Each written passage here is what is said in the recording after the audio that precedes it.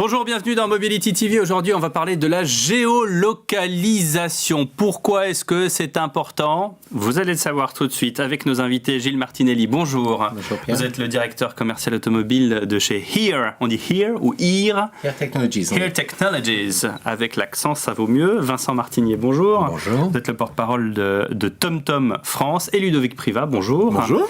Vous êtes le fondateur de GPS Business News. On parle de plus en plus de géolocalisation, tout simplement parce qu'il y a des flottes automobiles et on veut savoir où chacun est. C'est ça, hein, Ludovic ? Complètement. Ouais. Non seulement on veut savoir où elles sont, mais on veut savoir où elles devraient aller, comment elles devraient y aller, s'il y a un chauffeur et s'il n'y a pas de chauffeur, justement.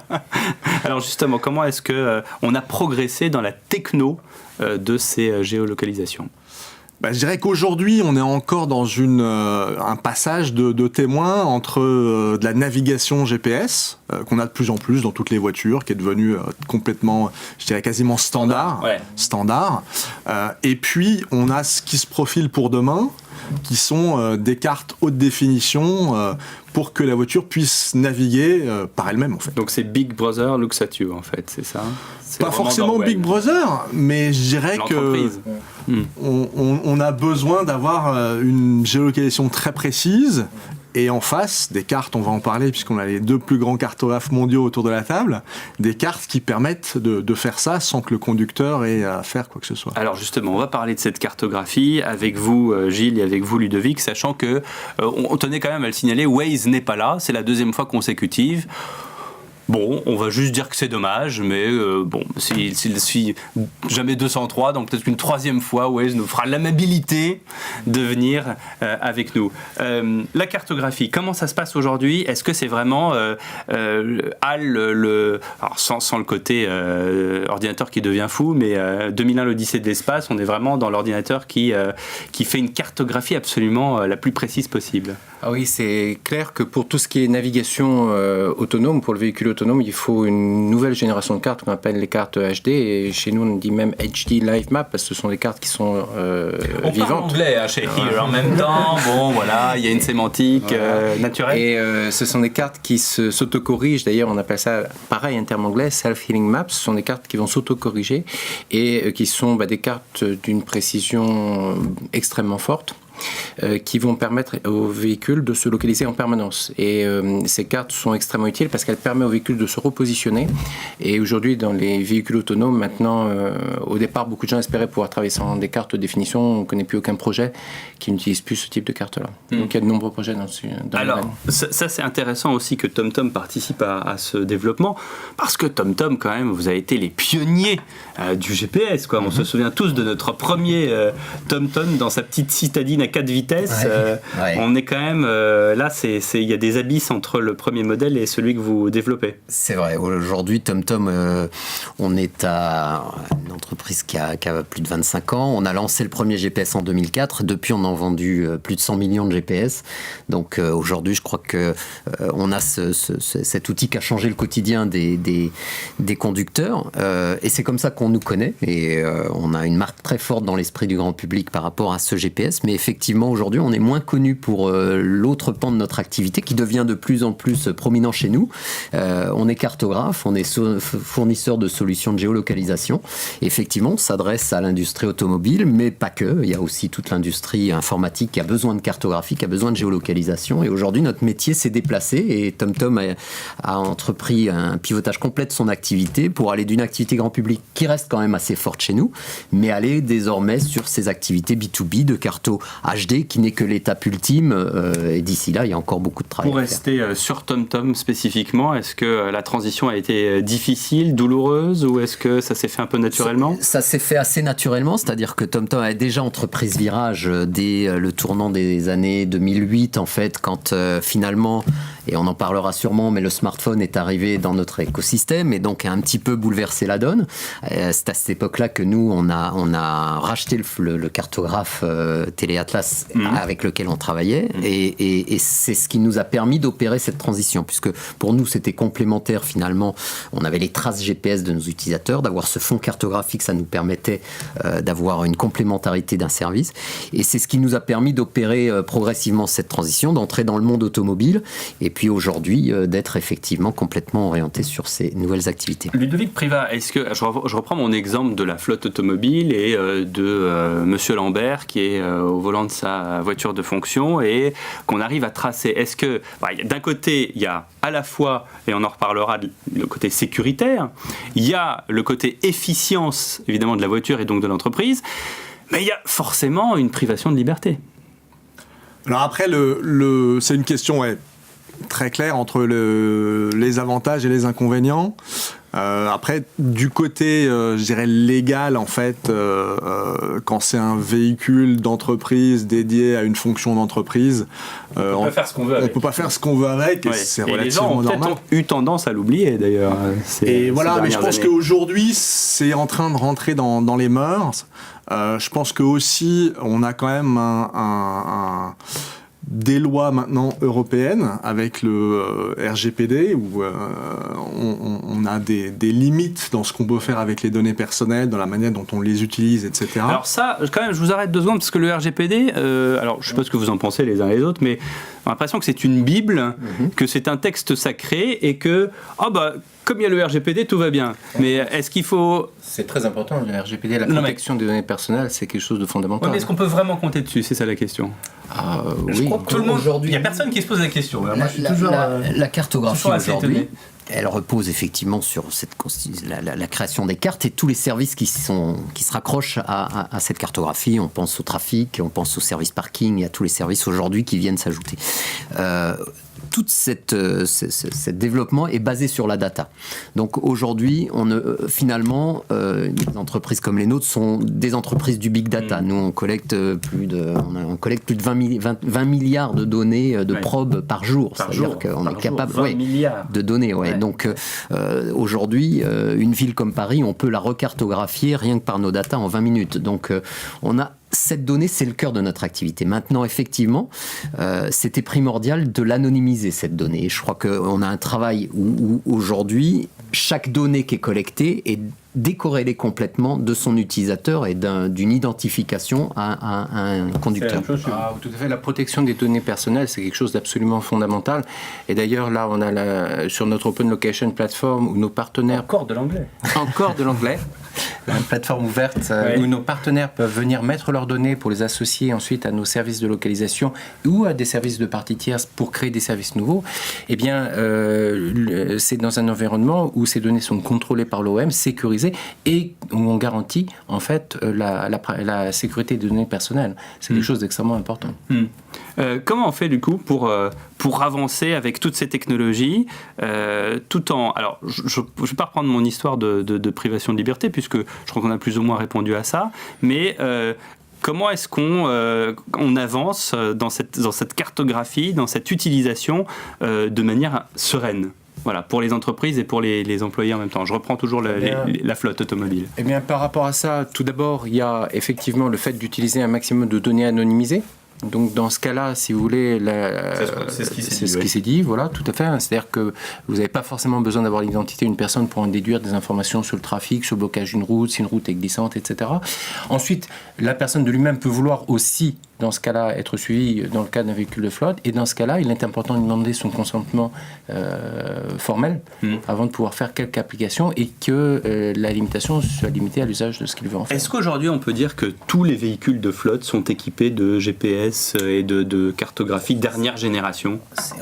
Alors, de dernière génération. Aujourd'hui, si on se parle carto HD, on est dans des applications de voitures déjà... Vous allez au cinéma avec le véhicule de fonction à telle heure. Alors aujourd'hui, vous allez au McDrive prendre un Burger King, machin. Oh, pas jusque-là. Je crois que l'intérêt, on peut évidemment, je dirais qu'on agite ce spectre de la surveillance. Aujourd'hui, ce qui est intéressant, je pense, pour les gestionnaires de flotte, c'est plutôt de comprendre comment responsabiliser le conducteur sur une conduite plus, par exemple, éco-responsable, d'ajuster son comportement au véhicule. C'est pas nécessairement dans un mode de punition et de flicage, mais plutôt de s'assurer qu'il respecte déjà l'amplitude horaire pour savoir combien de temps il peut conduire.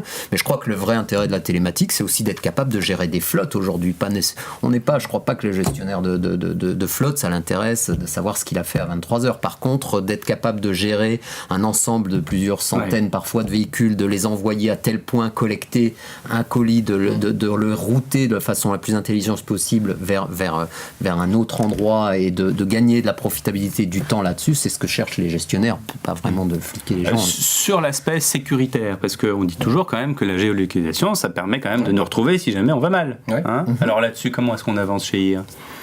Sur l'aspect sécuritaire, si vous voulez, ces applications-là sont générées par des partenaires qui développent des applications en utilisant notre plateforme. Et à partir de là, si eux ont accès à notre index avec notre cartographie, nos API pour pouvoir permettre d'accéder à toutes les fonctions de localisation, les combinent avec des données qui peuvent provenir du véhicule et à partir de là peuvent générer des services de sécurité, typiquement des sociétés comme IMA ou autres qui font pour les assurances. Dans le cas de l'appel d'urgence c'est l'une des plus belles applications. C'est intéressant parce qu'aujourd'hui, le e-call, ce qui est devenu obligatoire sur tous nos véhicules, il a apporté, au-delà de cet aspect de sécurité, d'être capable d'alerter finalement les services de secours dans des délais les plus brefs. Il permet aussi de rentrer dans la nouvelle ère de la voiture connectée. Et je pense que ça, c'est aussi important parce qu'on rentre finalement dans la connectivité à grande échelle avec le consentement de l'utilisateur, mais c'est là où effectivement l'applicatif dans la navigation s'ouvre à tout le champ des possibles. En fait. Donc effectivement, on va collecter par tous ces véhicules connectés avec le consentement de l'utilisateur et toujours de façon anonyme, un ensemble de data qui sont agrégées par le véhicule et qui vont donner des informations très riches en cartographie qui sont des services pour l'utilisateur à terme. Donc, et la cartographie, c'est ce qu'on disait tout à l'heure, c'est la cartographie en temps réel, c'est-à-dire que même jusqu'au piéton qui traverse devant votre voiture et qui fait qu'à un moment donné, ça va aussi prendre... Exactement. C'est l'avenir. Tout à fait. Le but, c'est de pouvoir effectivement de tracer en temps réel tout objet qui est connecté et les données de localisation qui y sont associées, tout à fait. Alors l'avenir, justement, j'ai l'impression, c'est aussi le cas, c'est aussi à cause de la crise sociale, dans l'environnement politique qu'on a vécu ces derniers mois. Mais on parle un petit peu moins de cette voiture autonome, de cette voiture connectée. Il y a eu des accidents avec des modèles entièrement pilotés, mais voilà, je pense qu'il y a eu aussi d'autres événements qui fait qu'on parle moins de cette voiture. Et pourtant, on est en 2019, on nous l'annonçait pour 2035, Ludovic Privat, cette voiture avec justement une cartographie qui fonctionne. Est-ce qu'elle arrive ? Elle n'arrive pas ? Elle est en étude ? Elle est... Elle arrive. Après, il y a l'effet de mode, où beaucoup de constructeurs ont fait des annonces. Beaucoup d'entreprises de technologie de la Silicon Valley ont fait des annonces aussi, en ont montré, et on est en train de passer en ce moment dans la période où les annonces ont été faites et tout le monde attend la réalité. Et cette période, elle a malgré tout le cycle de vie du monde automobile. C'est-à-dire que ça se fait pas en 6 mois, ça se fait pas en 1 an. C'est des cycles qui vont mettre 5 ans, 10 ans. Donc mais on a mis justement des deadlines, 5 ans, 10 ans, vous êtes dans le juste, mais franchement, on est quand même quelques observateurs à se dire qu'en 5 ans, 10 ans, on la verra pas, la voiture autonome. Moi, je peux dire qu'on travaille très concrètement sur les véhicules autonomes. Effectivement, il faut peut-être faire la différenciation des niveaux. Mais si vous parlez d'un niveau 3, oui, je pense que dans un horizon 2020-2021, vous commencerez à voir des choses. Après, si vous parlez des niveaux 4, 5, niveau 5, là, c'est autre chose.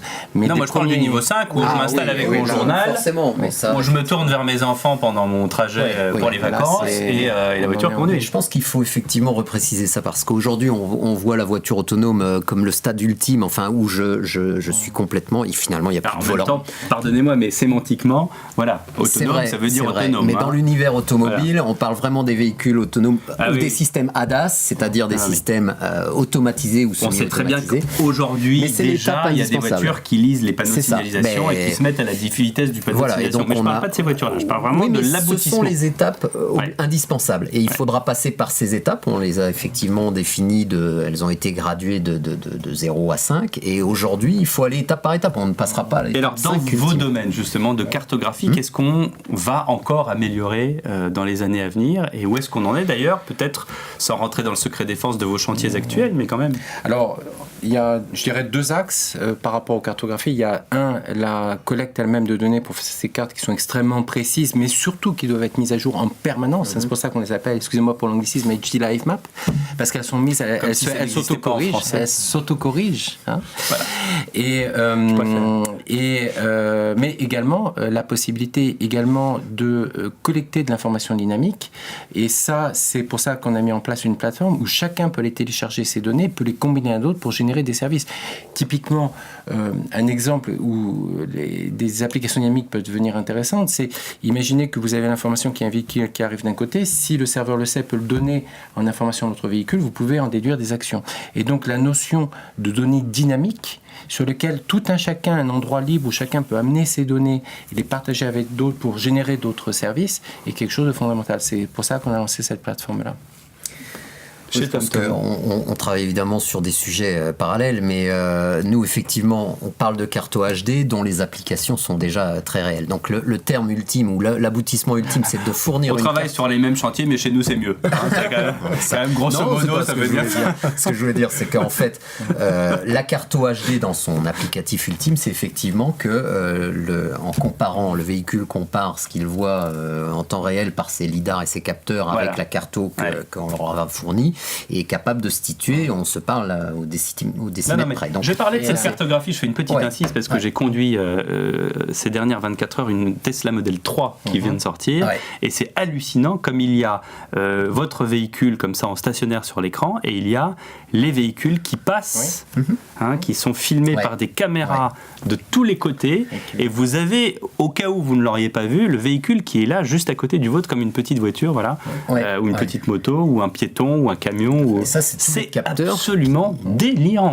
On est vraiment dans le progrès là. Et tous ces capteurs, la voiture va être bardée de capteurs, donc vont permettre au véhicule d'analyser son environnement et de le comparer sur l'espace par rapport à une carto. Et la carto, aujourd'hui, elle est considérée par toute l'industrie comme un des éléments centraux de cette voiture autonome. Tout à fait. Avec l'explosion des capteurs qui sont dans la voiture, et je dirais même au niveau de la téléphonie mobile ou même de l'Internet des objets, il y a un nouvel écosystème qui s'est créé dans ce qui concerne les données de localisation qui est extrêmement important. C'est pour ça qu'on a lancé, je dirais, un marketplace dans lequel chacun peut aller mettre ses données dans un endroit neutre et évolutif où on va pouvoir partager des données de localisation. Ça explose complètement. Qu'est-ce qui reste à faire, Ludovic Privas ? Qu'est-ce qu'il reste à faire? Mais plein de choses. Plein de choses. Il y a un des sujets qui a été un peu débattu lors du Mobile World Congress il y a quelques semaines, là, mais c'était il y a 15 jours, l'arrivée de la 5G. Alors on a beaucoup parlé, c'est pas pour tout de suite, mais je pense qu'il y a une partie de ces services qui vont être rendus par une meilleure connectivité. Il y a IR notamment qui a annoncé un partenariat pour apporter une cartographie en fait des niveaux de réseau. Sur les routes, ce qui est un sujet assez intéressant parce que quand on va faire de la voiture connectée, s'il n'y a pas de réseau, il n'y a pas de service connecté. Donc il y a tout un tas de services qui vont se gérer entre des services locaux à la voiture, parce que la voiture produit beaucoup d'informations et les capteurs sont tellement nombreux, vont être tellement nombreux, on a besoin de faire je vais utiliser encore de l'anglais, du edge computing, c'est-à-dire du calcul en local. Et puis, vous avez de l'autre côté du calcul qui va pouvoir être effectué sur les serveurs, avec des informations qui vont du coup pouvoir être partagées entre de multiples véhicules. C'est effectivement ça, et sur les choses sur lesquelles on travaille, parce que, comme le disait Ludovic, le processeur du véhicule ne va pas pouvoir amasser ces terabits de données et les traiter tout dans l'espace. Donc il va falloir travailler avec le cloud, et aujourd'hui, finalement, nos solutions sont basées, sont pour la plupart du temps hébergées sur le cloud, ou seront dans le voiture autonome. On dit le cloud et on monte le nuage. C'est vrai, voilà. Et encore le réflexe de dire le cloud. Parce que finalement, finalement, symboliquement, ça représente bien ce que c'est finalement, c'est-à-dire un espace virtuel dans lequel il va y avoir un échange permanent entre le véhicule autonome et ce qu'il voit et ce qu'il remonte comme information pour enrichir la carte de nouvelles informations en temps réel. Et d'ailleurs, bon, effectivement, donc sur cette annonce qu'on a fait où on travaille avec Continental, effectivement sur l'utilisation de ces données 5G, ces couvertures, où on a un produit maintenant qu'on offre, il y a également des applications actuelles. Typiquement, j'ai un constructeur automobile qui utilise la cartographie du réseau cellulaire pour savoir où est le meilleur endroit où ses concessionnaires, ses distributeurs doivent faire des démonstrations, parce que comme les véhicules étant connectés, il vaut mieux le faire là où il y a une bonne connexion. Voilà, donc, on arrive à tout avec la cartographie poussée à son maximum et qui sert justement entre autres à cette géolocalisation dont nous vous avons parlé. Merci beaucoup à vous trois, merci et Ludovic Privat, merci. Vincent Martinier, merci à vous. Merci. Gilles Martinelli, et soyez fidèles à Mobility TV.